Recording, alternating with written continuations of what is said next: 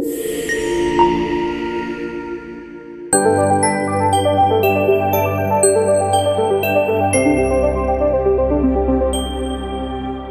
Students, welcome back to nursing পাঠশালা। কেমন আছো তোমরা? কেমন করছো পড়াশোনা?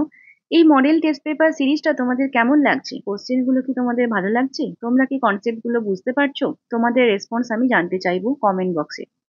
আজকে আমি তোমাদের জন্য আরো কয়েকটা কোশ্চেন নিয়ে চলে এসেছি পার্ট 5 নিয়ে, এবং আজকেও থাকবে আরো কিছু ইম্পর্টেন্ট কোশ্চেন এবং তার এক্সপ্লানেশন। তোমরা নিশ্চয়ই জানো যে আমাদের অলরেডি একটা পেড মক টেস্ট সিরিজ চলছে, তো তোমরা যারা জয়েন করতে চাও, জয়েনিং এর জন্য ইনফরমেশন ডেসক্রিপশন বক্সে দেওয়া লিঙ্ক থেকে জেনে নিও। আজকের ফার্স্ট কোশ্চেন কি রয়েছে চলো দেখে নিই। এটা রয়েছে একটা হরমোন থেকে কোশ্চেন। আমাদের অবস্টেট্রিক নার্সিং এ হরমোন ভীষণ ভীষণ ইম্পর্টেন্ট একটা টপিক, তাই না? তো কি কোশ্চেন রয়েছে দেখে নিই। The nurse is educating a patient about hormonal changes during pregnancy. Which hormone is primarily responsible for the maintenance of pregnancy?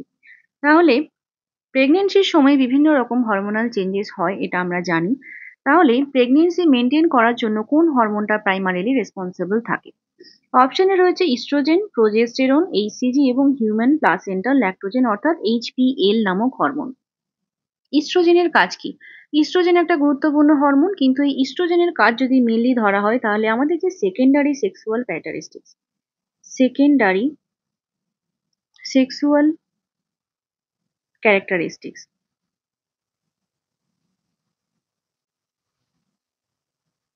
সেটার জন্য রেসপন্সিবল থাকে মেনলি ইস্ট্রোজেন। তাহলে ইস্ট্রোজেনের ফাংশন সেকেন্ডারি সেক্সুয়াল ক্যারেক্টারিস্টিক্স এর জন্য বেশি ইম্পর্টেন্ট থাকবে। নেক্সট হচ্ছে প্রোজেস্টেরন, যেটা আমাদের এই কোশ্চেনের অ্যান্সার। প্রোজেস্টেরনের আরো অনেক কিছু কাজ রয়েছে, কিন্তু থ্রু আউট প্রেগনেন্সি মেনটেনেন্সের জন্য প্রোজেস্টেরনের ভূমিকা অতুলনীয়। এরপরে রয়েছে এইচসিজি হরমোন। এইচসিজি হরমোনটা ডিউরিং প্রেগনেন্সিতেই আমরা পাই, এবং এই হরমোনটা কোথা থেকে ক্রিয়েট হয়? এটা প্লাসেন্টা থেকে পাওয়া যায়। তাহলে প্লাসেন্টা থেকে তৈরি হচ্ছে এইচসিজি হরমোন, এবং যতক্ষণ না প্লাসেন্টা তৈরি হয় ততক্ষণ অবধি যে এন্ডোমেট্রিয়াল বেড যেখানে ডেসিডুয়া তৈরি হচ্ছে সেখান থেকে এই এইচসিজি হরমোনটা রিলিজ হচ্ছে, এবং এই যে হরমোনটা রয়েছে এটা আমাদের প্রেগনেন্সিকে ডিটেক্ট করতে হেল্প করে। তাহলে এইচসিজি হরমোনটাও ডিউরিং প্রেগনেন্সিতেই আমরা দেখতে পাই, এবং প্রেগনেন্সিকে ডিটেক্ট করার জন্য, প্রেগনেন্সিকে কন্টিনিউ করে নিয়ে যাওয়ার জন্য এইচসিজি হরমোনটা গুরুত্বপূর্ণ। আর হিউম্যান প্লাসেন্টা ল্যাক্টোজেন বা যেটাকে আমরা এইচপিএল বলি, এই হরমোনটা কি কাজে লাগে? ল্যাক্টোজেন রয়েছে, ল্যাক্টোজেন অর্থাৎ যেটা ব্রেস্ট মিল্কের মধ্যে থাকে। তাহলে হিউম্যান প্লাসেন্টা ল্যাক্টোজেন এই হরমোনটা মেনলি ব্রেস্ট ফিডিং এর সাথে রিলেটেড, এবং ল্যাটার প্রেগনেন্সিতে যে ব্রেস্ট ফিডিং করে বেবি বা আফটার ডেলিভারি যে ব্রেস্ট ফিডিং হয় তার জন্য ব্রেস্টের প্রিপারেশন এবং ব্রেস্ট মিল্ক প্রোডাকশন এই সমস্ত দায়িত্ব কার রয়েছে? হিউম্যান প্লাসেন্টা ল্যাক্টোজেন হরমোনের। ঠিক আছে, তাহলে এইটুকু ইনফরমেশন হরমোনের জন্য এই স্লাইডে দিলাম। এরপরে আবার অন্য কোনো একটা কোশ্চেন আবার অনেক কিছু ডিসকাস করব, ঠিক আছে? তাহলে এই কোশ্চেনের অ্যান্সারটা কি হলো বুঝতে পারলে? এটা হলো প্রোজেস্টেরন। নেক্সট কোশ্চেন রয়েছে, a thin transparent mucous membrane that covers the inner surface of the eyelids and the anterior surface of the eye is the. Eye এর স্ট্রাকচার নিয়ে প্রচুর কনফিউশন রয়েছে, এবং তোমরা অনেকেই আমাকে বলেছিলে যে আই এর অ্যানাটমিটা একটুখানি বুঝিয়ে দিতে। তো সেই জন্যই আমি একটা আই এর কোশ্চেন এখানটায় দিয়েছি, এবং এখানটায় কোশ্চেনে বলেছে থিন ট্রান্সপারেন্ট একটা মিউকাস মেমব্রেন যেটা আইলিডের ইনার সারফেসটাকে কভার করছে এবং অ্যান্টেরিয়র সারফেস অফ আইটাকে কভার করছে। এটাকে আমরা কি বলবো? স্ক্লেরা, কনজাংটিভা, কোরয়েড এবং গ্লাবেলা। চলো তোমাদের একটু আইয়ের অ্যানাটমিটা বুঝিয়ে দিই। এই হচ্ছে আমার একটা হিউম্যান আইয়ের ছবি। আইয়ের স্ট্রাকচারটাকে যদি ভালো করে দেখো তাহলে দেখবে যে এর একটা বাইরের স্ট্রাকচার রয়েছে এবং কিছু ভেতরের স্ট্রাকচার রয়েছে, অর্থাৎ এক্সট্রা অকুলার স্ট্রাকচার। অর্থাৎ কিরকম ভাবে হবে? যে চোখটা কোথায় রয়েছে? একটা বনি সকেটের মধ্যে রয়েছে, অর্থাৎ চারিদিকে বোন রয়েছে, তার মধ্যে এই সেন্সিটিভ আইটা প্রেজেন্ট রয়েছে।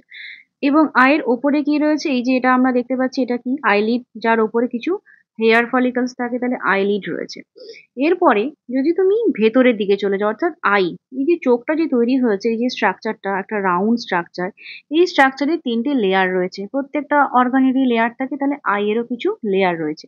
কি কি লেয়ার রয়েছে? তিনটে লেয়ার রয়েছে। একদম ভেতর থেকে যদি শুরু করি তাহলে একদম ভেতরের লেয়ারটা হচ্ছে রেটিনা, একদম ভেতরে থাকছে রেটিনাল লেয়ার। তারপরে যে লেয়ারটা রয়েছে সেটা হচ্ছে যে উভিয়াল ট্র্যাক্ট, ইউভি ইএএল, ঠিক আছে, ইউভিয়াল ট্র্যাক্ট বলা হয়। এটা হচ্ছে মিডিল লেয়ার, এবং এই মিডিল লেয়ারের মধ্যে কি থাকে? কোরোয়েড থাকে, কোরোয়েড থাকে, প্লাস আইরিস থাকে, এবং থাকে সিলিয়ারি বডি, সিলিয়ারি বডি। এই তিনটে পার্ট নিয়ে তৈরি হয়েছে ইউভিয়াল ট্র্যাক্ট। এবং তারপরে সবার বাইরে যে লেয়ারটা রয়েছে সেটাকে আমরা বলি স্ক্লেরা এবং কর্নিয়া। বেশ, তাহলে ভেতরের দিকে রেটিনা হয়ে গেল, তার মাঝে হয়ে গেল ইউভিয়াল ট্র্যাক্ট এবং তারপরে একদম বাইরে রয়েছে এটা স্ক্লেরা। তাহলে এই যে পেছন দিকের 5/6 পার্ট জুড়ে যে স্ক্লেরাটা রয়েছে সেটা অ্যাকচুয়ালি একটা হোয়াইট পার্ট, সাদা রঙের পার্ট, যেটা আমরা চোখে দেখতে পাই সাদা রঙের পার্ট। কিন্তু সামনের দিকটায় কিন্তু ব্ল্যাক থাকে, সেখানটা আমরা সাদা পার্টটা দেখতে পাই না, তাই না?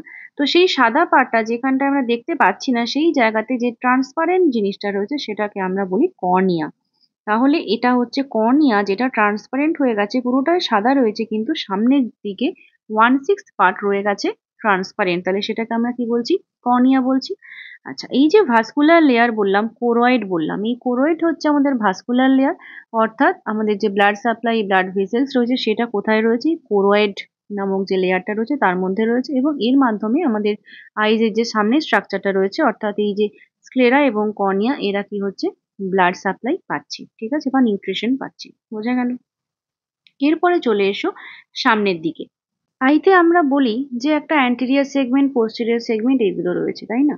তাহলে এই যে একটা লেন্স দেখতে পাচ্ছি, এই যে একটা বড় গোল পার্ট, এটাকে আমরা কি বলছি? এটাকে আমরা বলি লেন্স, ঠিক আছে? এবং এই লেন্সটাই আমাদের চোখটাকে দুটো ভাগে ভাগ করে দিচ্ছে। লেন্সের সামনের দিকে যে পার্টটা রয়েছে সেটাকে আমরা বলি অ্যান্টেরিয়র সেগমেন্ট, আর লেন্সের পেছনের দিকে যে চেম্বারটা রয়েছে সেটাকে আমরা কি বলছি? Posterior segment. বেশ, এবার এই অ্যান্টেরিয়র সেগমেন্টটা তাহলে কিভাবে হলো? এই তোমার সামনের দিকে কর্নিয়া রয়েছে আর পেছনের দিকে লেন্স রয়েছে, এই দুটোর মিডিলের যে পার্টটা সেটাকে আমরা বলছি অ্যান্টেরিয়র সেগমেন্ট। এবারে কি এই অ্যান্টেরিয়র সেগমেন্টটাকে আবার দুটো ভাগে ভাগ করা হয়, অ্যান্টেরিয়র সেগমেন্টটাকেও দুটো ভাগে ভাগ করা হচ্ছে, তার মধ্যে একটাকে অ্যান্টেরিয়র চেম্বার বলছি, একটাকে পোস্টেরিয়র চেম্বার বলছি। তাহলে এই যে কর্নিয়া রয়েছে এবং আইরিস রয়েছে, আইরিস বলেছিলাম এই যেগুলো আইরিস, এই কর্নিয়া এবং আইরিস এর মধ্যেকার পার্টটাকে আমরা বলছি অ্যান্টেরিয়র চেম্বার, আর আইরিস এবং এই লেন্স এর মধ্যেকার যেটুকু ছোট্ট পার্ট রয়েছে সেটাকে আমরা বলছি পোস্টেরিয়র চেম্বার, ঠিক আছে? তো এটা যদি নাও মনে থাকে তুমি ধরে নাও যে অ্যান্টেরিয়র সেগমেন্ট একটা, পোস্টেরিয়র সেগমেন্ট একটা। অ্যান্টেরিয়র সেগমেন্ট হচ্ছে লেন্স এবং আইরিস দিয়ে যে আমরা ভাগ করেছি, সামনের দিকে যে লেন্সটা থাকছে লেন্সের সামনের দিকের পার্টটাকে বলছি অ্যান্টেরিয়র চেম্বার, আর অ্যান্টেরিয়র সেগমেন্ট, আর লেন্সের পেছনের দিকে পার্টটাকে আমরা বলছি পোস্টেরিয়র সেগমেন্ট, ঠিক আছে? এবার এই যে অ্যাকুয়াস হিউমার বলি, অ্যাকুয়াস হিউমার কোথায় থাকে? অ্যাকুয়াস হিউমার থাকে অ্যান্টেরিয়র সেগমেন্টের মধ্যে, ঠিক আছে? কোথা দিয়ে সিক্রেটেড হয়?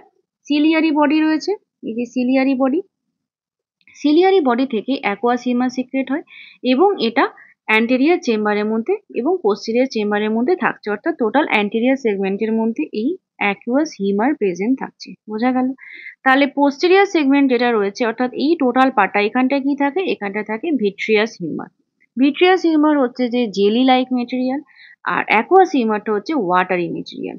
এই যে ওয়াটারি মেটেরিয়াল বা অ্যাকুয়াস হিউমার, এটা কি হচ্ছে? সবসময় রিপ্লেস হতে থাকছে এবং 90 মিনিটসে টোটাল অ্যাকুয়াস হিউমার কি হয়? রিপ্লেস হয়ে যায় 90 মিনিটস, ঠিক আছে? কিন্তু এই যে ভিট্রিয়াস হিউমার রয়েছে, ভিট্রিয়াস হিউমার কখনোই রিপ্লেসড হয় না, এটা অ্যাজ ইট ইজ রয়ে যায়। বোঝা গেল?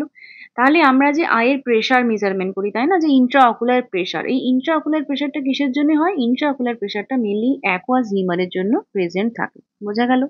তাহলে এই যে অ্যাকুয়াস হিউমার রয়েছে এর কাজ হচ্ছে কি?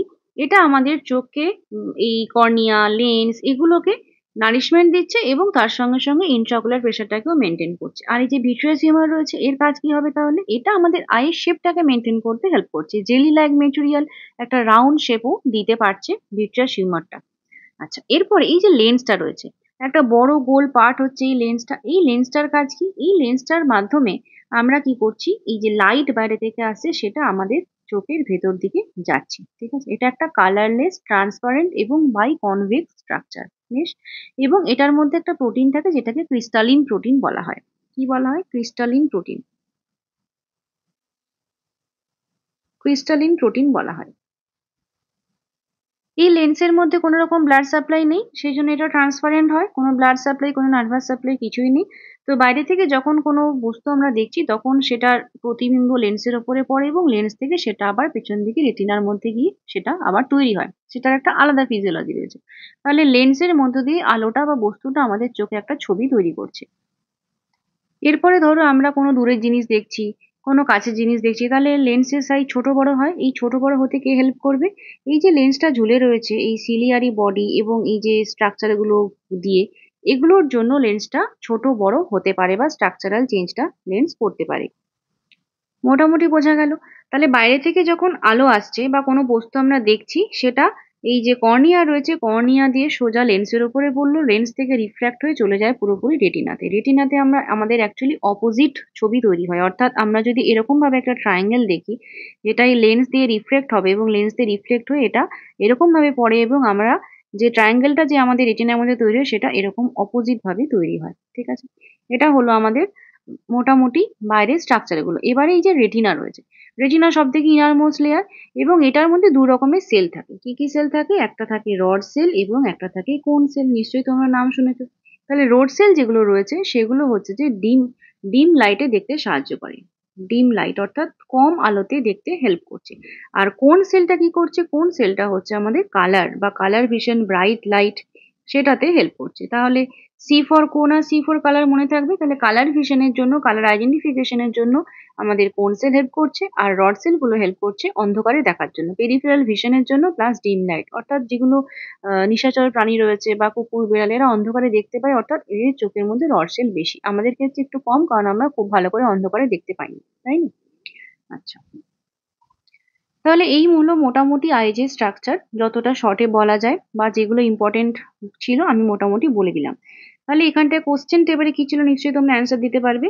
থিন বলেছে, ট্রান্সপারেন্ট বলেছে, একটা মিউকাস মেমব্রেন যেটা ইনার সার্ফেস অফ আইলিডকে কভার আপ করছে এবং অ্যান্টেরিয়র সার্ফেস অফ আইতে থাকছে। তাহলে অ্যান্টেরিয়র সার্ফেস অফ আইতে কোনটা থাকছে? তাহলে স্ক্লেরার যে স্ট্রাকচারটা, এটা কোনটা হলো? যেটা আমাদের একটা হোয়াইট কালারের পার্ট রয়েছে চোখের পেছন দিকটা সহ, সামনের দিকে কিছুটা পার্টে রয়েছে, সেটাকে স্ক্লেরা বলছি। কনজাংটিভাটা কি? কনজাংটিভা তো তোমাদের বলিনি। কনজাংটিভা হচ্ছে এই যে স্ক্লেরা রয়েছে তার একটা কভারিং, এটাকে কনজাংটিভা বলা হয়। শুধুমাত্র স্ক্লেরার কভারিং নয়, তার সঙ্গে সঙ্গে আমাদের যে আইলিড রয়েছে, চোখের পাতা রয়েছে, তার ইনার সারফেসের মধ্যেও এই কনজাংটিভা থাকে। দুটো পার্ট থাকে কনজাংটিভাকে, অ্যাকচুয়ালি দুটো পার্টে ভাগ করা হয়। বালবার কনজাংটিভা, আর একটা থাকে প্যালপেব্রাল কনজাংটিভা। বালবার কনজাংটিভা যেটা, সেটা হচ্ছে স্ক্লেরাকে কভার করে, SCLERA স্ক্লেরাকে কভার করে। আর এটা কি করছে? Inner surface of eyelid, inner surface of eyelids. ঠিক আছে, এটা হলো। আচ্ছা, কোরোয়েডটা তো অলরেডি বললাম, যেটা ভাস্কুলার লেয়ার রয়েছে। আর গ্লাবেলাটা তো চোখের পার্টই নয়, যেটা দুটো চোখের মাঝের যে পার্টটা সেটাকে গ্লাবেলা বলা হয়। তাহলে অ্যান্সারটা বুঝতে পারছো, covers the inner surface of আইলিডে তাহলে কনজাংটিভা থাকছে, অ্যান্সার কনজাংটিভা। ক্লিয়ার হয়েছে? এরপরে দেখি নেক্সট কোশ্চেন কি রয়েছে। নেক্সট কোশ্চেন রয়েছে, when administering loop diuretic to a client, the nurse anticipates that the client may develop which electrolyte imbalance। তাহলে এটা ফার্মাকোলজি থেকে একটা কোশ্চেন, লুপ ডায়োরেটিক্স এর কথা বলা হয়েছে। লুপ ডায়োরেটিক্স অর্থাৎ লুপ ডায়োরেটিক্স এর একটা এক্সাম্পল দিতে পারবে, যেটা আমরা খুব বেশি ক্লিনিক্যালি ইউজ করি? ল্যাসিক্স ইনজেকশন, যেটাকে আমরা ফ্রুসিমাইড বলি। তাহলে ল্যাসিক্স, ফ্রুসিমাইড, টর্সেমাইড, এগুলো সমস্ত লুপ ডায়োরেটিক্স এর মধ্যে পড়ে। লুপ ডায়োরেটিক্স এর কাজ কি? লুপ ডায়োরেটিক্স আমাদের বডি থেকে ওয়াটার, সোডিয়াম, পটাশিয়াম এগুলোকে বডি থেকে বার করে দেয়, এক্সক্রিট করে। ঠিক আছে, তাহলে যদি লুপ ডায়োরেটিক্স দেওয়া হয়, তাহলে কোন ইলেকট্রোলাইট ইমব্যালেন্স হবে? সোডিয়াম কমে যেতে পারে, পটাশিয়াম কমে যেতে পারে, এবং ওয়াটার এক্সক্রিশনটাও বেড়ে যেতে পারে। তাহলে এখানে দেখো হাইপার ক্যালেমিয়া রয়েছে। হাইপার ক্যালেমিয়া অর্থাৎ পটাশিয়ামের মাত্রা বেড়ে যাওয়া। তাহলে যদি বের করে তাহলে এটা বাড়বে না, তাহলে এটা হবে না। হাইপার ন্যাট্রিমিয়া, এটাও হবে না। হাইপোন্যাট্রিমিয়া হবে। হাইপোক্যালেমিয়া রয়েছে, এটা হতে পারে। হাইপার ভলিমিয়া হবে না, এখানে হাইপোভলিমিয়া হবে, কারণ লুপ ডায়োরেটিক্স কি করছে? সোডিয়াম, পটাশিয়াম এবং H2O ওয়াটার, এই তিনটেকে কি করছে? এক্সক্রিট করছে। ঠিক আছে, এটা হচ্ছে লুপ ডায়োরেটিক্স এর কাজ। তাহলে এখানে অ্যান্সার কি হবে বুঝতে পারলে? এখানে অ্যান্সার হাইপোক্যালেমিয়া হবে, কারণ পটাশিয়াম ধীরে ধীরে কমে যেতে থাকে, যাতে পটাশিয়ামের ডেফিসিয়েন্সি হবে, যেটাকে হাইপোক্যালেমিয়া বলবো। ক্লিয়ার? নেক্সট কোশ্চেন রয়েছে, atropine is commonly used prior to administration of inhalant anesthetics to reduce। আমরা atropine কেন দিচ্ছি ইনহেলেশনাল অ্যানাস্থেসিয়া দেওয়ার আগে? atropine কি কাজ করে? atropine কোন গ্রুপ অফ ড্রাগ বলতে পারবে? atropine হলো অ্যান্টিকোলিনার্জি গ্রুপ অফ ড্রাগ। অ্যান্টিকোলিনার্জি, কোলিনার্জিক। তাহলে এই অ্যান্টিকোলিনার্জিক ড্রাগগুলো কি করে? কোলিনার্জিক অ্যাক্টিভিটি গুলোকে কমিয়ে দেয়। তার ফলে কি হয়? হার্টের রেটের ওপরে, heart rate, HR, heart rate কি হয়? ইনক্রিজ হয়, অর্থাৎ অ্যাট্রোপিন দিলে হার্ট রেট বেড়ে যাবে। লাংসের ক্ষেত্রে কি হয়, ব্রঙ্কিয়াল যে স্মুথ মাসেল থাকে, ব্রঙ্কিয়াল স্মুথ মাসেল এগুলো রিল্যাক্স করে। বেশ, আচ্ছা। আর কি করে, বিভিন্ন যে সিক্রেশনস গুলো থাকে, সিক্রেশনস এগুলোকে কি করে, ড্রাই করে। অর্থাৎ সিক্রেশন গুলো ব্রঙ্কিয়াল স্মুথ মাসেল গুলোকে রিল্যাক্স করছে এবং সেখানে যে সমস্ত সিক্রেশনস গুলো রয়েছে লাংস থেকে বা ওই এয়ারওয়ে ক্যাভিটিতে, সেই যে সিক্রেশনস গুলোকেও ড্রাই আপ করছে। এক্সোক্রিন গ্ল্যান্ড যেটা রয়েছে, এক্সোক্রিন গ্ল্যান্ডের সিক্রেশন গুলোকেও কমায় এবং গাটের টোন এবং মোটিলিটি সেটাকেও কম করে, কিন্তু স্ফিংটার টোনটাকে ইনক্রিজ করে, যার ফলে কনস্টিপেশন হয়। আর ইউরিনারি সিস্টেমের উপরে কি করে, ইউরিনারি যে ডেট্রুসার মাসেল রয়েছে তার টোনটাকে কম করে এবং ইউরিনারি রিটেনশন করে। ঠিক আছে, ট্রাইগোনাল স্ফিংটার যেটা আমাদের ইউরিনারি স্ফিংটার হিসেবে জানি আমরা, সেটাকে রিটেনশন করছে। তাহলে এখানে আমাকে কোশ্চেনে জানতে চেয়েছিল যে কোনটা রিডিউস করছে, যেটা অ্যাট্রোপিন দিলে রিডিউস হবে। তাহলে কোনটা রিডিউস হবে দেখলাম আমরা, সিক্রেশনস রিডিউস হবে। সেই কারণে আমরা অ্যাট্রোপিন দিয়ে থাকি। অপারেশনস এর বা ইনহেলেশন অ্যানাস্থেসিয়া দেওয়ার আগে আমরা অ্যাট্রোপিন দিয়ে দিই। শুধু তাই নয়, আমরা যে ইলেকট্রোকনভালসিভ থেরাপি পড়েছিলাম ইসিটি, তো ইলেকট্রোকনভালসিভ থেরাপিতেও আমরা অ্যাট্রোপিন ইউজ করে থাকি বিফোর প্রসিডিওর, যাতে সিক্রেশনস গুলো কম রিলিজ হয় এবং সিক্রেশন হলে কি হয় যে অ্যাসপিরেট করে যেতে পারে, সেই চান্সেসটা কমে যায়। ক্লিয়ার? নেক্সট কোশ্চেন রয়েছে, which of the following parts of the brain controls hunger? ব্রেনের কোন পার্টটা হাঙ্গার কন্ট্রোল করে? থ্যালামাস, পন্স, সেরিবেলাম এবং হাইপোথ্যালামাস। ব্রেনের বিভিন্ন পার্টের যে কাজগুলো রয়েছে সেগুলো আমাদের এক্সামের জন্য ভীষণ ইম্পর্টেন্ট। তো প্রথমে যদি থ্যালামাস দিয়ে শুরু করি, থ্যালামাসের যে স্ট্রাকচারটা রয়েছে এটা কোথায় রয়েছে, থার্ড ভেন্ট্রিকল, থার্ড ভেন্ট্রিকলে রয়েছে এবং এর মেন কাজ কি, এটা হচ্ছে রিলে সেন্টার হিসেবে কাজ করে। রিলে সেন্টার অর্থাৎ একটা জায়গা থেকে ইনফরমেশন এলো, সেটাকে অন্য একটা জায়গায় পাস করা, এক্সেপ্ট স্মেল। শুধুমাত্র স্মেলটা বাদ দিয়ে বাকি সমস্ত ইনফরমেশনের রিলে সেন্টার হিসেবে থ্যালামাস কাজ করছে, এটাই এর কাজ। এরপর এসো পন্স।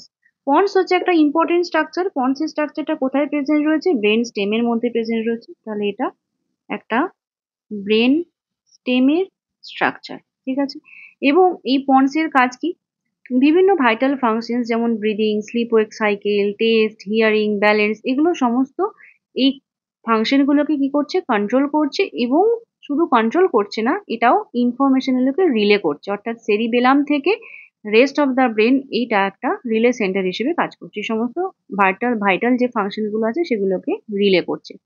এছাড়াও রেসপিরেশনের কন্ট্রোলের একটা পার্ট রয়েছে, স্লিপ ওয়েক সাইকেল কন্ট্রোলের একটা পার্ট রয়েছে, এগুলোতে হেল্প করছে। বেশ, আচ্ছা। সেরিবেলাম, সেরিবেলাম একটা পার্ট যেখানটায় কি কাজ হয়, কোঅর্ডিনেশন, কোঅর্ডিনেশন অফ মুভমেন্ট,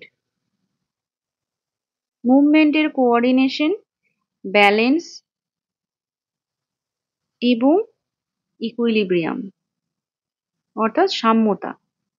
ঠিক আছে, এটা হচ্ছে তোমার সেরিবেলামের কাজ। আর লাস্টে রয়েছে হাইপোথ্যালামাস। হাইপোথ্যালামাস অ্যাকচুয়ালি অনেক কাজ করে, একটা বিরাট বড় স্ট্রাকচার এবং প্রচুর কাজ করে। টেম্পারেচার রেগুলেশন তো তোমরা সবাই জানো, হাঙ্গার সেন্টার হাইপোথ্যালামাসই কাজ করছে। এছাড়াও আমাদের বডির মধ্যে একটা হিমোস্ট্যাসিস মেনটেন করতে হেল্প করে, মানে কন্ট্রোল সেন্টার, ইন্টারনাল ব্যালেন্স, তার সাথে body temperature, blood pressure, fluid balance, এগুলো সমস্ত যে মেনটেন করা, হিমোস্ট্যাসিস মেনটেন করা, এটাতে একটা বড় ভূমিকা রয়েছে। তাহলে এই কোশ্চেনের অ্যান্সারটা কি হলো, হাইপোথ্যালামাস হলো। হাইপোথ্যালামাস হাঙ্গার কন্ট্রোল করে।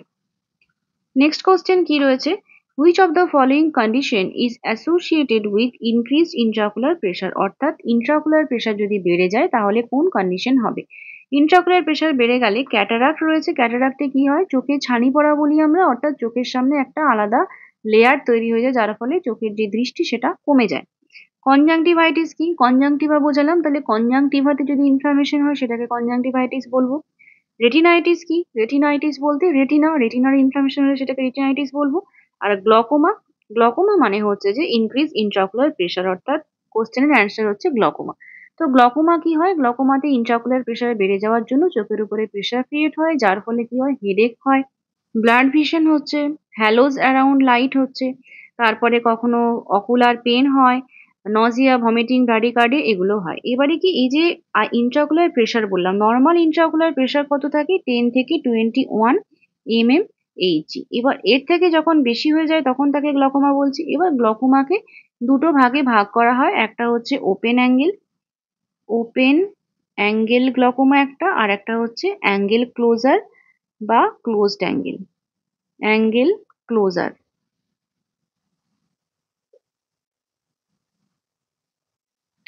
Closure glaucoma. ঠিক আছে, এই দুটো। এবারে কি অ্যাঙ্গেলটা কোথা থেকে হচ্ছে? অ্যাঙ্গেল মানে হচ্ছে যে ধরো এই যে আমাদের চোখের যে স্ট্রাকচার কোথা থেকে তৈরি হয় বলেছিলাম? অ্যাকুয়াস হিউমার, সিলিয়ারি বডি থেকে তৈরি হয়। এবার এই সিলিয়ারি বডি থেকে যদি অ্যাকুয়াস হিউমার অনেক বেশি প্রোডাকশন হয়, ওভার প্রোডাকশন হয়, তাহলে ইন্ট্রাঅকুলার প্রেশার বাড়তে পারে। আর একটা কি হয় যে যখন প্রোডাকশন হচ্ছে আর ওখান থেকে যে রিলিজ হচ্ছে, এই দুটোর ইকুয়েশন যদি ঠিকঠাক না হয়, অর্থাৎ প্রোডাকশন হচ্ছে কিন্তু রিলিজ হচ্ছে না, যার ফলে অ্যাঙ্গেল ক্লোজার গ্লকোমা হয়। তাহলে এই দুটো টাইপ রয়েছে।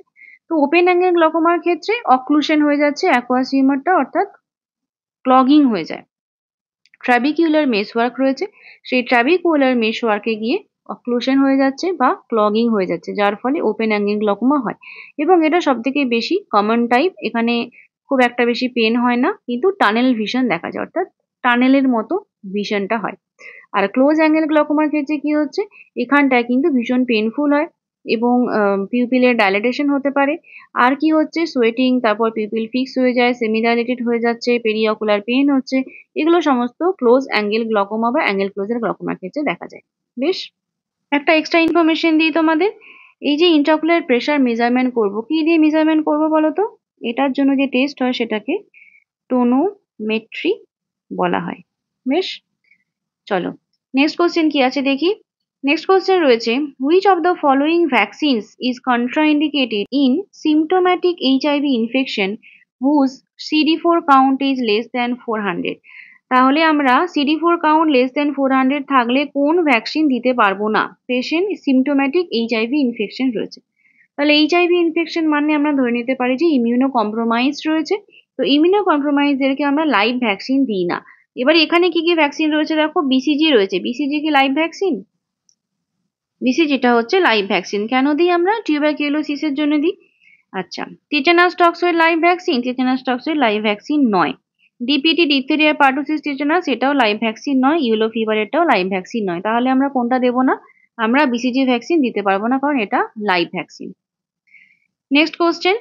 When lifting a patient onto a stretcher, the nurse should bend from the, অর্থাৎ যখন পেশেন্টকে আমরা স্ট্রেচারে তুলছি, নার্স কোথা থেকে বেন্ড হবে? অর্থাৎ এটা বডি মেকানিক্স এর কোশ্চেন। নিজ রয়েছে, ব্যাক রয়েছে, ওয়েস্ট এবং শোল্ডার। শোল্ডার অর্থাৎ কাঁধ, ওয়েস্ট মানে হচ্ছে কোমর, ব্যাক মানে হচ্ছে পিঠ, আর নিজ মানে হচ্ছে হাঁটু। তাহলে কোথা থেকে ফোল্ড করবে পেশেন্ট? নার্স কোথা থেকে ফোল্ড করবে? নার্স সবসময় ফোল্ড করবে প্রথমে নি ফোল্ড করে প্রথমে তাকে বেন্ড হতে হবে। তারপরে নিতে যদি না হয় তখন তাকে ওয়েস্ট বেন্ড করতে হবে। কিন্তু এই ব্যাক এবং শোল্ডার কখনোই বেন্ড হবে না। সবসময় আমরা চেষ্টা করব নিজ বেন্ড করতে। তাতে কি হয়? স্ট্রেংথটা কম হয়, মানে স্ট্রেনটা কম পড়ে, অর্থাৎ পেনফুল বা পেনটা কম হবে, ওই যে চাপ পড়া না সেটা কম হয়। ঠিক আছে, নেক্সট কোশ্চেন কি রয়েছে? The type of fever in which the temperature fluctuates more than 2 degree all above normal during a 24 hour period. তাহলে 24 ঘন্টার সময়ের মধ্যে পেশেন্টের যে টেম্পারেচার ফ্লাকচুয়েশন সেটা মোর দ্যান 2 ডিগ্রি হচ্ছে, কিন্তু নর্মালের ওপরেই রয়েছে। এটা কি ধরনের ফিভারের মধ্যে পড়বে? তাহলে intermittent fever, remittent fever, recurrent fever এবং রিল্যাপসিং ফিভার। ফিভারও খুব ইম্পর্টেন্ট একটা টপিক এবং এখান থেকেও এক্সামে কোশ্চেন আসে। তাহলে প্রত্যেকটা ফিভার সম্পর্কে আমাদের একটু একটু করে জানতে হবে। প্রথমে আসছি ইন্টারমিটেন্ট ফিভার। ইন্টারমিটেন্ট ফিভার কখন হয়? ইন্টারমিটেন্ট ফিভার হবে যখন বডি টেম্পারেচারটা হাই থাকবে, মানে টেম্পারেচার রয়েছে, ফিভার রয়েছে, বডি টেম্পারেচার কিন্তু 24 ঘন্টার মধ্যে অ্যাটলিস্ট একবার নর্মাল টেম্পারেচারে আসবে। অর্থাৎ ইন্টারমিডিয়েট মানে কি জানি আমরা? খাপছাড়া খাপছাড়া, অর্থাৎ মাঝখানে মাঝখানে গ্যাপ রয়েছে। অর্থাৎ ইন্টারমিডিয়েট ফিভারে একটা নর্মাল টেম্পারেচার আমরা দেখতে পাবো উইদিন 24 আওয়ার্স। হলো। তাহলে রেমিটেন্ট ফিভার কাকে বলবো? রেমিটেন্ট ফিভারের ক্ষেত্রে ঠিক অপোজিট হয়, অর্থাৎ এখানে কন্টিনিউয়াস ফিভার থাকে এবং ফিভার কখনো স্পাইক হচ্ছে, কখনো ফল হচ্ছে, কিন্তু কোথাও নর্মালে এসে পৌঁছচ্ছে না। তাহলে আমার কোশ্চেনে যেটা জানতে চেয়েছে তার answer option B. Recurrent fever বলতে কি বোঝায়? রিকারেন্ট ফিভার মানে যখন বারবার, রিকারিং ইনফেকশন আমরা জানি, তাহলে রিকারেন্ট ফিভার মানে যখন ফিভার বারবার ঘুরে ফিরে আসছে। যেমন ধরো কোনো কোনো পেশেন্ট আসে, এসে জিজ্ঞেস করা যে কতদিন ধরে জ্বর, বলছে 1 মাস ধরে জ্বর। তাহলে 1 মাস ধরে কি একটা মানুষের জ্বর? ভালো করে হিস্ট্রি নিলে জানা যাবে যে না, 5-6 দিন ধরে জ্বর থাকে, তারপর আবার 3-4 দিন জ্বর কেটে যায়, 5 দিন কেটে যায়, তারপরে আবার জ্বর আসে। এরকম করে করে বারবার ঘুরে ফিরে জ্বর আসছে এবং এই জ্বরটা লাস্ট 3 দিন ধরে রয়েছে, এরকম ভাবে। তাহলে রিকারেন্ট ফিভার মানে বারবার ধরে ঘুরে ফিরিয়ে জ্বরটা আসছে, এটাকে রিকারেন্ট বলছি। আর রিল্যাপসিং ফিভার কাকে বলবো? এই রিল্যাপসিং ফিভারটা অনেকটা রিকারেন্ট ফিভারের মতোই, অর্থাৎ এখানেও ফিভার কেটে যাচ্ছে কিন্তু আবার ঘুরে ফিরে জ্বর চলে আসছে। এবং এই যে রিল্যাপসিং ফিভারটা আমরা পার্টিকুলার বোরেলিয়া ইনফেকশনের ক্ষেত্রে বলে থাকি। BORRELIA, Borrelia infection. এবং এই বোরেলিয়া ইনফেকশনটা টিক্স বা লাইস হয়, টিক্স বা লাইস এর জন্য হয়ে থাকে, অর্থাৎ পজিটিভ অর্গানিজম। এটা একটা ভেক্টর বর্ন ডিজিজ। রিল্যাপসিং ফিভার হচ্ছে এখানে recurrent episode of fever, chills এবং ম্যালেস হচ্ছে, এবং এই ফিভারটাই কিছুদিন ঠিক হয়ে গেল, রিকভারি হয়ে গেল, তারপরে আবার ফিরে জ্বর আসছে। বোঝা গেল? তাহলে এটাকে রিল্যাপসিং ফিভার বলছি। এরকমই ধরো তোমার একটা সাস্টেন ফিভার রয়েছে, যেখানে কনস্ট্যান্টলি বডি টেম্পারেচার নর্মাল মানে বেশি থাকছে, ধরো 100 বা 100.46 এরকম থাকছে, কিন্তু সেখানে ফিভারটা কখনোই নর্মালে নামছে না। হলো। আচ্ছা, তারপরে ধরো ইনভার্স ফিভার রয়েছে। ইনভার্স ফিভার কোনটাকে বলবো? ইনভার্স ইনভার্স ফিভার কখন বলবো? ইনভার্স ফিভার বলবো যখন ধরো নর্মালি কি হয় যে সকালবেলায় টেম্পারেচার কম থাকে আর সন্ধ্যের দিকে টেম্পারেচারটা বেশি হয়। তাহলে যখন এই ইনভার্স ফিভার হবে তখন দেখবো যে আর্লি মর্নিং এ টেম্পারেচারটা বেশি থাকছে, কিন্তু ইভিনিং টাইমে টেম্পারেচারটা কম হয়ে যাচ্ছে, অর্থাৎ ঠিক উল্টো হচ্ছে। মর্নিং টাইমে যখন টেম্পারেচার রাইজ হবে দেন ইভিনিং, তখন সেটাকে আমরা ইনভার্স ফিভার বলবো। ইনভার্স মানে অ্যাকচুয়ালি অপোজিট এরকম বোঝায়। ঠিক আছে? তাহলে এই হলো তোমার বিভিন্ন টাইপস অফ ফিভার। এটা ইম্পর্টেন্ট কোশ্চেন, এটা তোমরা একটু ভালো করে মুখস্থ রেখো। Next question. নেক্সট কোশ্চেন রয়েছে, if a narrow curve is used for measuring BP then what will the outcome? যদি বিপি মেজারমেন্টের জন্য আমরা একটা ন্যারো কার্ভ অর্থাৎ সরু কার্ভ ইউজ করি, তাহলে তার রেজাল্টটা কি রকম হবে? Actual reading will be obtain, আমরা অ্যাকচুয়াল রিডিং পেতে পারি, ফলসলি হাই রিডিং পেতে পারি, ফলসলি লো রিডিং পেতে পারি, আর বিপি মেজারমেন্টই করতে পারবো না। কি হবে?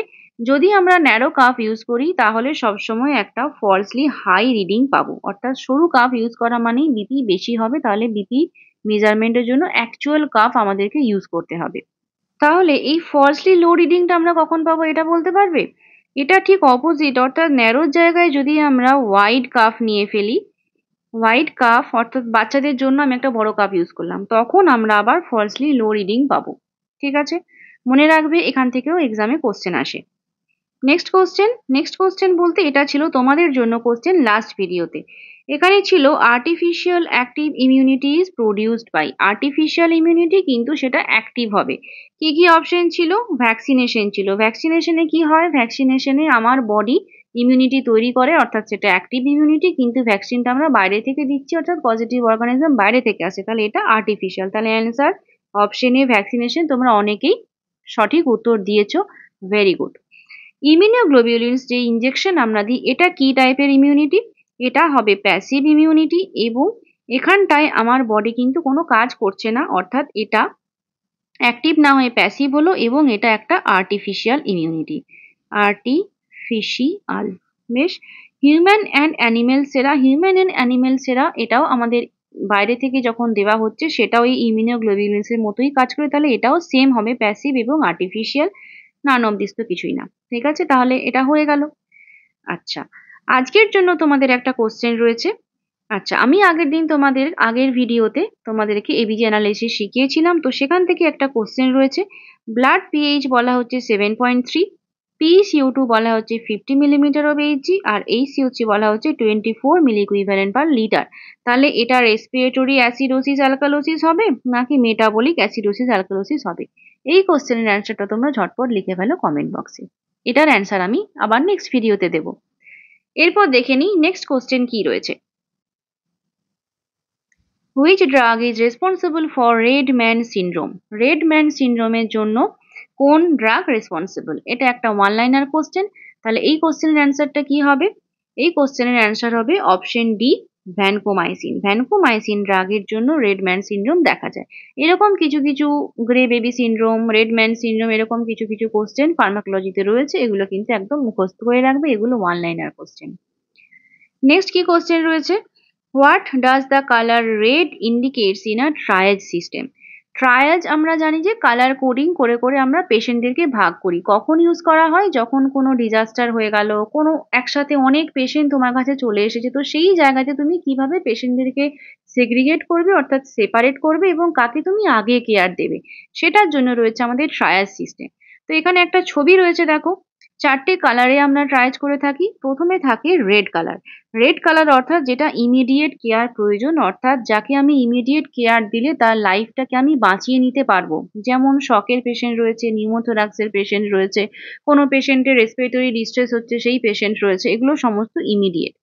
ডিলেড কোনটা, ডিলেড মানে হচ্ছে যে ইমিডিয়েট অ্যাটেনশন কাউকে দেওয়ার পরে যদি তুমি এই ডিলেড অ্যাটেনশনের দিকে যাও, তাহলে তার লাইফটার অতটা রিস্ক নেই বলে তাকে আমি একটু পরে কেয়ার দিলেও চলবে।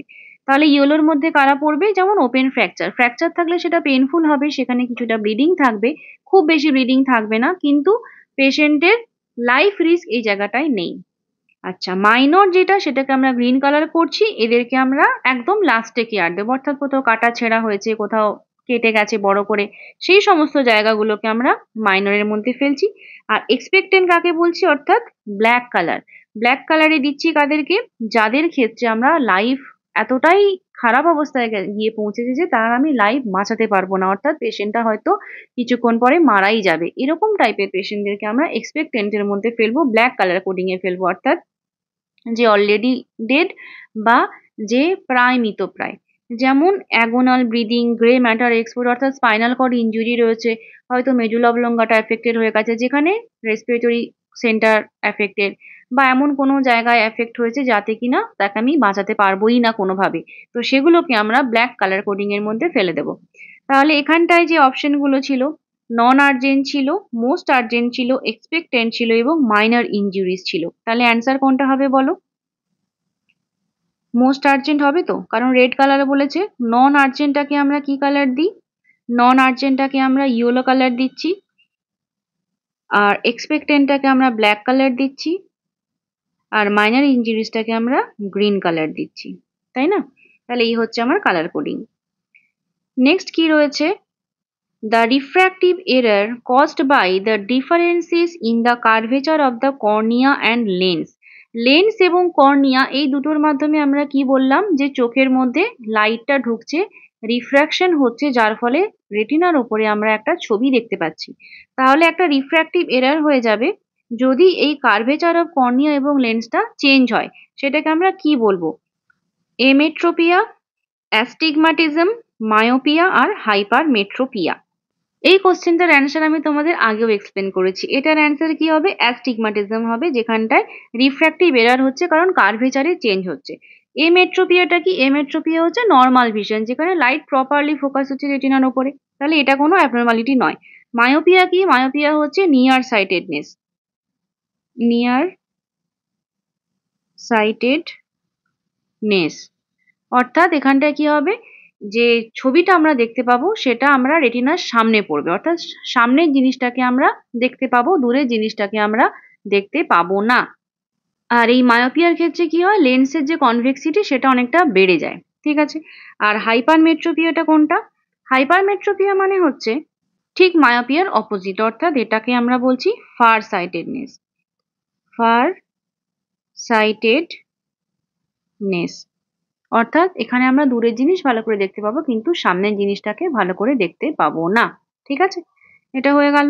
নেক্সট কোশ্চেন কি বলছে দেখি, an essential element of professional nurse that involves the initiation of independent nursing interventions without medical order। তাহলে মেডিকেল অর্ডার ছাড়াই যদি কোনো প্রফেশনাল নার্স একটা নিজের কাজ করছে, একটা ইন্ডিপেন্ডেন্ট কোনো কাজ করছে, সেটাকে আমরা কি বলছি, অ্যাডভোকেসি, অটোনমি, ইন্টারমেন্ট এবং সাবজুগেশন। নার্সিং এর মধ্যে আমরা বলি যে আমরা ডক্টরের অ্যাডভাইস ফলো করি, অর্থাৎ ডক্টর আমাদের পেশেন্টের ট্রিটমেন্টের জন্য যে সমস্ত মেডিকেশন, ইনজেকশন এগুলো দিচ্ছে সেগুলোকে আমরা করে থাকি। এরপরেও আমাদের আরো কিছু দায়িত্ব থাকে, যেমন পেশেন্টের কেয়ার রিলেটেড, অর্থাৎ কোনো একটা পেশেন্ট নোংরা হয়ে পড়ে রয়েছে, তাকে আমরা ক্লিন করলাম, তাকে আমরা কিছু কেয়ার দিলাম। তো এগুলো বেসিক নিডস এর মধ্যে পড়ে, যেগুলো করার জন্য আমাকে ডক্টরের পারমিশন বা অন্য কারো পারমিশন বা অর্ডারের প্রয়োজন নেই, তাই না? তো এই যে ধরো একটা পেশেন্টের চ্যানেল খারাপ হয়ে গেছে, সেটাকে আমি চেঞ্জ করছি তার স্বার্থে, তাহলে এটার জন্য কি আমি অ্যাডভাইস নেবো? এটার জন্য অ্যাডভাইস নেওয়ার প্রয়োজন পড়ে না। তো এরকম কিছু কিছু কাজ রয়েছে যেগুলোকে করার জন্য, নার্সিং ইন্টারভেনশনের জন্য আমাদের মেডিকেল অ্যাডভাইসের প্রয়োজন নেই। তো এটাকে আমরা কি বলি? এটাকে আমরা বলি অটোনমি। অর্থাৎ আমি নিজের মতো করে কিছু কাজ করতে পারি, যেটা আমার রেসপন্সিবিলিটির মধ্যে পড়ে বা আমার ইখতিয়ারের মধ্যে পড়ে। আচ্ছা, অ্যাডভোকেসি বলতে কি বোঝায়? অ্যাডভোকেসি মানে হচ্ছে, অ্যাডভোকেট বলতে কি বোঝায়? আমরা কোর্টে দেখি যে অ্যাডভোকেট থাকে। অ্যাডভোকেট অর্থাৎ যে ক্লায়েন্ট রয়েছে তার রাইটটাকে সে প্রোটেক্ট করছে। অর্থাৎ অ্যাডভোকেসি হিসেবে অ্যাজ আ নার্স সে কি করবে? পেশেন্টের যে রাইট রয়েছে সেই রাইটটাকে সে প্রোটেক্ট করবে। ইন্টারমেন্ট টার্মটা খুব একটা বেশি এই প্রফেশনাল নার্সিং এর সাথে যায় না। ইন্টারমেন্ট মানে বোঝায় যে যখন কাউকে নজরবন্দি করে রাখছি বা চোখের মধ্যে রাখা হচ্ছে, সেটাকে বলা হয়। তো ইন্টারমেন্টটা মেনলি এই প্রিজেন্ট বা এই টাইপের কাইন্ড অফ এর মধ্যে পড়ে। আর সাবজুগেশন মানে কি? এটাও অনেকটা এই ইল্লিগাল কাজকর্মের মতোই হয়। যেমন ধরো, কাউকে আমি ডমিনেট করে রাখছি বা কারোর ওপরে আমি কিছু করছি, আমার আন্ডারে রাখছি, কন্ট্রোল করছি, এগুলোকে এই সাবজুগেশন বলা হয়। ঠিক আছে? তো এগুলো আমাদের প্রফেশনাল নার্সিং এর সাথে যায় না। অ্যাডভোকেসিটা যায় আর অটোনমিটা যায়। অটোনমি হচ্ছে আমাদের ইন্ডিপেন্ডেন্ট যেটা অ্যাক্টিভিটি, সেটাকে অটোনমি বলছি। এর পরের কোশ্চেন রয়েছে, which of the following is not an example of specific protection? Specific প্রোটেকশনের মধ্যে কোনটা পড়ে না? তাহলে স্পেসিফিক প্রোটেকশন এই টার্মটা আমরা কোথায় পড়েছি? এটা হচ্ছে আমাদের প্রিভেনশন।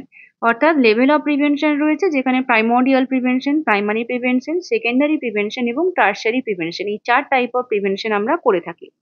তাহলে প্রথমে যে প্রাইমোর্ডিয়াল প্রিভেনশন বললাম, প্রাইমোর্ডিয়াল প্রিভেনশন আমরা কখন করব? প্রাইমর্ডিয়াল এই প্রিভেনশন টাইপটা হচ্ছে নর্মাল ইন্ডিভিজুয়ালের জন্য। অর্থাৎ আমরা বাচ্চাদেরকে হেলথ এডুকেশন দিচ্ছি, আমরা পুরো পপুলেশনকে হেলথ এডুকেশন দিচ্ছি, বিহেভিয়ারাল মডিফিকেশন শেখাচ্ছি, এমনি কিছু বলছি যে জল বেশি করে খাওয়া দরকার, চোখ বেশি টিভি দেখা ভালো নয়, চোখের ক্ষতি হয়। এইগুলো হচ্ছে নর্মাল হেলথ এডুকেশন, যেগুলো সবাইকে দেওয়া হয়। তাহলে এটা প্রাইমোর্ডিয়াল প্রিভেনশন। এরপরে আসে প্রাইমারি প্রিভেনশন। প্রাইমারি প্রিভেনশন মানে কি? প্রাইমারি প্রিভেনশনে কাদেরকে দেবো? যাদেরকে যে রিস্ক ফ্যাক্টর রয়েছে, অর্থাৎ ডিজিজ হওয়ার সম্ভাবনা রয়েছে, তাদেরকে আমরা প্রাইমারি প্রিভেনশন দেব। প্রাইমারি প্রিভেনশনের মধ্যে রয়েছে হেলথ প্রমোশন এবং আরেকটা হচ্ছে স্পেসিফিক প্রোটেকশন, যেটা আমার কোশ্চেনে ছিল। তাহলে হেলথ প্রমোশন করার জন্য আমরা কিছু তাদেরকে অ্যাডভাইস দিতে পারি, যেমন হেলথ এডুকেশন দিতে পারি, এনভায়রনমেন্টাল মডিফিকেশন করতে পারি।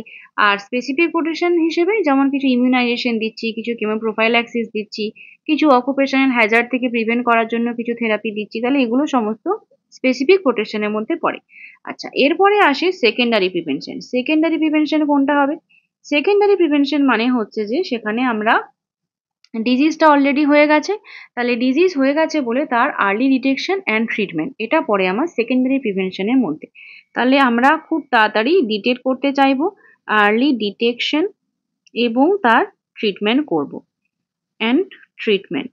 তাহলে আর্লি ডিটেকশন করার জন্য কি করা হয়? বিভিন্ন স্পেসিফিক যে টেস্ট, যেমন ধরো প্যাপসমিয়ার টেস্ট করছি সার্ভাইকাল ক্যান্সার ডিটেক্ট করার জন্য, ব্রেস্ট ক্যান্সার ডিটেক্ট করার জন্য আমরা ম্যামোগ্রাফি করছি, ব্লাড প্রেশারের স্ক্রিনিং করছি, ব্রেস্ট সেলফ এক্সামিনেশন করছি। তাহলে এগুলো সমস্ত স্পেসিফিক্যালি কোনো কিছুকে আইডেন্টিফাই করার জন্য আমরা চেক করছি, তাই না? তাহলে এগুলো সেকেন্ডারি প্রিভেনশনের মধ্যে পড়বে। আর টার্সিয়ারি প্রিভেনশনের ক্ষেত্রে কি হয়? টার্সিয়ারি প্রিভেনশনের মধ্যে আমরা কি করি? আমরা রিহ্যাবিলিটেশন করি। অর্থাৎ যতটা আমরা ওই কাজ করতে পারবে না এটাকে প্রিভেন্ট করতে পারি, তাড়াতাড়ি আবার কমিউনিটিতে ফিরে দিতে চাই, যাতে সে আবার কাজ করতে পারে বা কাজে ফিরতে পারে। অর্থাৎ অকুপেশনাল এবং ফিজিক্যাল থেরাপি দেওয়া হয়, কিছু কেয়ার দেওয়া হচ্ছে, কিছু তোমার রিহ্যাবিলিটেশন সেন্টার রয়েছে পেশেন্টদেরকে আবার তাদের ওয়ার্ক ফ্লোতে ফেরানোর জন্য, কমিউনিটিতে ফেরানোর জন্য। তাহলে এই 4টে টাইপ অফ প্রিভেনশন রয়েছে। এবারে আমাকে অপশনগুলো দেখো কি কি রয়েছে। ভ্যাকসিনেশন ফর কমিউনিকেবল ডিজিজ, কোনো একটা ভ্যাকসিনেশন যদি দিই কমিউনিকেবল ডিজিজের জন্য, তাহলে সেটা কি হবে? সেটা একটা স্পেসিফিক প্রোটেকশন হবে।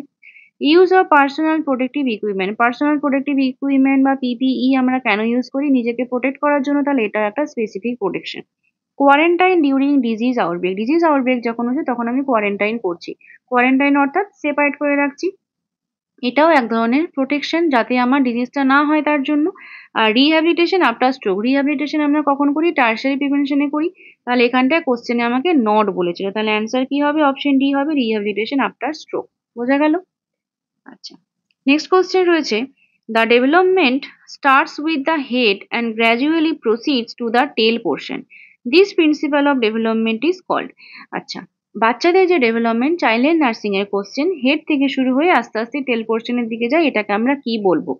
সেফালোকর্ডাল, proximodistal, general to specific according to age. এখানে একটা ছবি দিয়েছি দেখো, এখানে হেড থেকে যে ডেভেলপমেন্টটা শুরু হয়েছে নিচের দিকে নামছে এবং তারপর দুটো পায়ের দিকে যাচ্ছে, এটাকে আমরা কি বলি? এটাকেই আমরা সেফালোকর্ডাল বলে থাকি। আর প্রক্সিমোডিস্টাল কোনটা?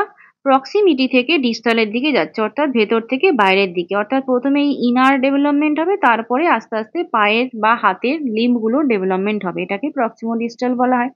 তাহলে সেফালোকর্ডাল মানে মাথা থেকে পা, প্রক্সিমোডিস্টাল মানে ইনার সাইড থেকে আউটার সাইড। আচ্ছা, আর একটা জেনারেল টু স্পেসিফিকটা কিরকম? ধরো একটা গ্রস মোটর ডেভেলপমেন্ট এবং ফাইন মোটর ডেভেলপমেন্ট। প্রথমে বাচ্চা 5টা আঙুল দিয়ে একটা জিনিস ধরতো, তারপরে আস্তে আস্তে 2টো আঙুল দিয়ে জিনিসটা ধরা শুরু করলো, তাই না? তাহলে এই যে পামার গ্যাস্প বা প্ল্যান্টার গ্যাস্প, এখান থেকে আস্তে আস্তে ম্যাচিওর পিনসার গ্যাস্প ডেভেলপ হচ্ছে, তাই না? এটা হচ্ছে যে আমার জেনারেল টু স্পেসিফিক ডেভেলপমেন্ট। তাহলে এখানে কোশ্চেনে আমাকে জানতে চেয়েছে হেড টু ফুটের যে ডেভেলপমেন্টটা হয়, এটা হবে আমার অপশন এ, সেফালোকর্ডাল ডেভেলপমেন্ট। ঠিক আছে, নেক্সট কোশ্চেন কি রয়েছে? Measurement from lower border of symphysis pubis to the center of the promontory of the sacrum to know the pelvic capacity. এখানে একটা কনজুগেটের কোশ্চেন রয়েছে, এটাও একটা ইম্পর্টেন্ট কোশ্চেন। এটা হচ্ছে যে আমাদের স্যাক্রাম, আর এটা হচ্ছে আমাদের সিম্পাইসিস পিউবিস। এবার সিম্পাইসিস পিউবিসের 3টে বর্ডার হয়, একটা আপার বর্ডার, একটা লোয়ার বর্ডার এবং একটা মিডিল বা উপরের বনি প্রমিনেন্ট, এই 3টে। এবং এই যে আমাদের এই ইস্টিয়াল স্পাইন রয়েছে, এর সব থেকে ওপরের যে পার্টটা, এটার সঙ্গে এই 3 রকম যে সিম্পাইসিস পিউবিস রয়েছে তাদেরকে জয়েন করলে 3 রকমের ডায়ামিটার পাওয়া যায়। তো সব থেকে ওপরের যে ডায়ামিটারটা রয়েছে, অর্থাৎ এই সিম্পাইসিস পিউবিসের আপার বর্ডারের সঙ্গে, সেটাকে আমরা কি বলি? অ্যানাটমিক্যাল কনজুগেট বা ট্রু কনজুগেট। তারপরে যেটা রয়েছে মিডিল পার্ট, অর্থাৎ সব থেকে বনি পার্ট বা উঁচু পার্ট, সেটাকে আমরা বলছি অবস্টেটিক কনজুগেট, কারণ এই অবস্টেটিক কনজুগেটটাই আমার ডেলিভারির জন্য ইম্পর্টেন্ট, কারণ বেবির হেড ওই জায়গাতে এসে আটকাবে, তাই না? আর তারপরে সবার নিচে যেটা রয়েছে সেটাকে আমরা বলি ইন্টারনাল বা ডায়াগোনাল কনজুগেট। ঠিক আছে, তাহলে এই 3 রকমের ডায়ামিটার থাকে। তাহলে আপার বর্ডার থেকে একটা উপরে রয়েছে সিম্ফাসিস পিউবিসের ওপরে, আপার বর্ডার হলে সেটা ট্রু কনজুগেট, সব থেকে উঁচু বনি প্রমিনেন্ট বা মিডিল পার্ট হলে হবে অবস্টেটিক কনজুগেট, আর লোয়ার বর্ডার হয়ে গেলে সেটা হবে ডায়াগোনাল কনজুগেট। তাহলে এখানে অ্যান্সারটা কি হবে? এখানে lower border of symphysis pubis থেকে centre of promontory to the sacrum, তাহলে অ্যান্সারটা কি হবে? অ্যান্সারটা হবে এটা ডায়াগোনাল কনজুগেট। এরপরে নেক্সট কোশ্চেন রয়েছে 24-hour fluid calculation for a 65 kg patient with 45% burn. অর্থাৎ এখানটায় আমাকে একটা বার্ন পেশেন্টের ফ্লুইড ক্যালকুলেট করতে হবে। কিভাবে করব আমরা ফ্লুইড ক্যালকুলেশন? ফ্লুইড ক্যালকুলেশনের জন্য আমাদের পার্কল্যান্ডের ফর্মুলা রয়েছে। কি ফর্মুলা সেটা? 4 ml, সেটাকে আমরা গুণ করব 65 কেজি অর্থাৎ বডি ওয়েট দিয়ে, এবং তার সঙ্গে গুণ করব 45% বডি সারফেস এরিয়া বার্ন অর্থাৎ 45, এবং এইটাকে ক্যালকুলেট করে যে রেজাল্টটা আসবে সেটা 11,700 হবে। তোমরা গুণ করে দেখো, তাহলে এটা অ্যান্সার হবে। এবারে এই যে টোটাল অ্যামাউন্ট হলো এই 11,700, এই অ্যামাউন্টটাকে আমরা দুটো ভাগে ভাগ করি, ডিভাইডেড বাই 2, এবং প্রত্যেকটা ভাগে কি করব? ফার্স্ট হাফ আমরা প্রথম 8 আওয়ার্সে দেব, এবং তারপরে যে হাফ হবে সেটাকে আমরা নেক্সট 16 আওয়ার্সে দেব, এবং এইভাবে আমরা টোটাল যে বার্ন হয় ফার্স্ট 24 আওয়ার্সে আমরা এইভাবে ক্যালকুলেট করে থাকি। এবং এটা কার ফর্মুলা? এটা হয় পার্কল্যান্ড ফর্মুলা। ঠিক আছে, এটা মুখস্থ রেখো। নেক্সট রয়েছে a patient complaining visual disturbance, nurse knows it is the side effect of which drug. তাহলে কোন ড্রাগের সাইড এফেক্ট হিসেবে ভিজুয়াল ডিস্টারবেন্স দেখা যায়? ইথামবিউটল, পাইরিজিনামাইড, রিফাম্পিসিন এবং লিথিয়াম। আমরা যে অ্যান্টি টিউবারকুলার ড্রাগ পড়ি, যার মধ্যে এই প্রথম 3টে ইথামবিউটল, পাইরিজিনামাইড এবং রিফাম্পিসিন, এই 3টে ড্রাগ পড়ে। প্রত্যেকটা ড্রাগেরই কিছু না কিছু সাইড এফেক্ট থাকে, এবং অ্যান্টি টিউবারকুলার ড্রাগের সাইড এফেক্ট কোশ্চেনে কিন্তু আসে এক্সামে। তাহলে ইথামবিউটলের মধ্যে রয়েছে ই, এবং আমাদের আইতে যে প্রবলেমগুলো হয় সেটা হবে ইথামবিউটলের জন্য। ঠিক আছে, তাহলে ভিজুয়াল ডিস্টারবেন্স যেটা, এটা আমরা ইথামবিউটলের জন্য পাবো এবং এখানে অপটিক নিউরাইটিস এটা দেখা যায়। পাইরিজিনামাইড যেটা রয়েছে, পাইরিজিনামাইডের জন্য হেপাটো টক্সিসিটি। রিফাম্পিসিনে red or orange discolouration of body fluid. ঠিক আছে, তাহলে রিফাম্পিসিনের আর এবং রেডের আর মনে থাকবে।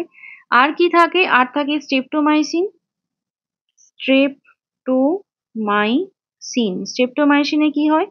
নেফ্রোটক্সিসিটি, নেফ্রোটক্সিসিটি অ্যান্ড ওটোটক্সিসিটি, এই দুটো রয়েছে। আর কি ড্রাগ রয়েছে? আরেকটা রয়েছে আইসোনায়াজাইড। আইসোনায়াজাইড, আইসোনায়াজাইডের জন্য কি হয়? আইসোনায়াজাইডের মধ্যে এন রয়েছে এবং এখান থেকে হয় পেরিফেরাল পেরিফেরাল নিউরাইটিস। ঠিক আছে, তাহলে অ্যান্সারটা কি হলো? অ্যান্সারটা হলো ভিজুয়াল ডিস্টারবেন্সের জন্য ইথামবিউটল। ঠিক আছে, এই স্লাইডটা খুব ভালো করে মুখস্থ করে নিও, এখান থেকে কোশ্চেন আসে এক্সামে। আজকের লাস্ট কোশ্চেন কি রয়েছে? An abnormal pattern of breathing characterized by alternating periods of apnea and deep rapid breathing। তাহলে এইরকম একটা কোশ্চেন আমি অলরেডি আগের দিন আলোচনা করেছিলাম। তাহলে এখানটায় কি কি অপশন রয়েছে? চেইন স্ট্রোক রেসপিরেশন, কুসমানস ব্রিদিং, ইউপনিয়া এবং হাইপার ভেন্টিলেশন। ইউপনিয়াটা তো নর্মাল ব্রিদিং, এটা তোমরা জানো। এটা হচ্ছে নর্মাল যে ব্রিদিং প্যাটার্ন, সেটাকে আমরা ইউপনিয়া বলে থাকি। চেইন স্ট্রোক রেসপিরেশন কি? চেইন স্ট্রোক রেসপিরেশন মানে একটা বন্ধ হলো, তারপরে আস্তে আস্তে করে হাইপোভেন্টিলেশন, সেখান থেকে হাইপার ভেন্টিলেশন, তারপরে আবার হাইপোভেন্টিলেশন এবং তারপরে আবার অ্যাপনিয়া, তারপরে আবার এই সেম জিনিস চেনের আকারে চলতে থাকবে। তাহলে alternating periods of apnoea, deep rapid breathing, এটা কি হবে? চেইন স্ট্রোক রেসপিরেশন হবে। কুসমাল ব্রিদিং এ কি বলেছিলাম? কুসমাল ব্রিদিং এ depth of breathing plus rate of breathing দুটোই বেড়ে যায়, তাই বলেছিলাম তো। তাহলে এটা হবে কুসমালস ব্রিদিং, যেখানে রেট এবং ডেপথ দুটোই বাড়ছে। আর হাইপার ভেন্টিলেশনটা কি বলতো? যখন কোনো প্যানিক অ্যাটাক হচ্ছে, হঠাৎ করে খুব অ্যাংজাইটি হচ্ছে, তখন হয় না যে একটা খুব রেসপিরেটরি ডিস্ট্রেস ফিল হচ্ছে, মনে হচ্ছে অনেকটা অক্সিজেন একসাথে নিয়ে নেব, ওভার ব্রিদিং। হাইপার ভেন্টিলেশনটা অ্যাকচুয়ালি ওভার ব্রিদিং। এখানে কি হয়? এখানে একটা র্যাপিড ব্রিদিং হয় এবং র্যাপিডও হতে পারে বা এটা ডিপ ব্রিদিংও হতে পারে। ঠিক আছে, মানে খুব জোরে জোরে শ্বাস নিচ্ছে হতে পারে বা খুব ফাস্ট শ্বাস নিচ্ছে হতে পারে, দুটোর ক্ষেত্রে হাইপার ভেন্টিলেশন বলে। এবং হাইপার ভেন্টিলেশনে মানে র্যাপিড বা ডিপ ব্রিদিং, যেটার সঙ্গে ফিজিওলজিক্যাল কোনো প্রবলেমের কোনো সম্পর্ক নেই। যেমন কুসমাল ব্রিদিং আমরা ডায়াবেটিক কিটোঅ্যাসিডোসিসের ক্ষেত্রে দেখতে পাই। চেইন স্ট্রোক ব্রিদিং আমরা নর্মালি কোনো পেশেন্টদের যাদের ব্রিদিং এর প্রবলেম আছে তাদের ক্ষেত্রে দেখতে পাই। কিন্তু হাইপার ভেন্টিলেশনটা একটা জাস্ট টেম্পোরারি এপিসোড, যেখানটায় হয়তো কেউ খুব ভয় পেয়ে গেছে, প্যানিক করছে, সেই কারণে হাইপার ভেন্টিলেশন দেখা যেতে পারে। ঠিক আছে, তাহলে অ্যান্সারটা চেইন স্ট্রোক ব্রিদিং বলে দিয়েছি। থ্যাংক ইউ সবাইকে পুরো ভিডিওটা দেখার জন্য। ভালো লাগলে লাইক, কমেন্ট ও শেয়ার করো। খুব তাড়াতাড়ি দেখা হবে আরো একটি ভিডিও নিয়ে। তোমরা সবাই খুব ভালো থাকবে এবং মন দিয়ে পড়াশোনা করবে। Bye bye.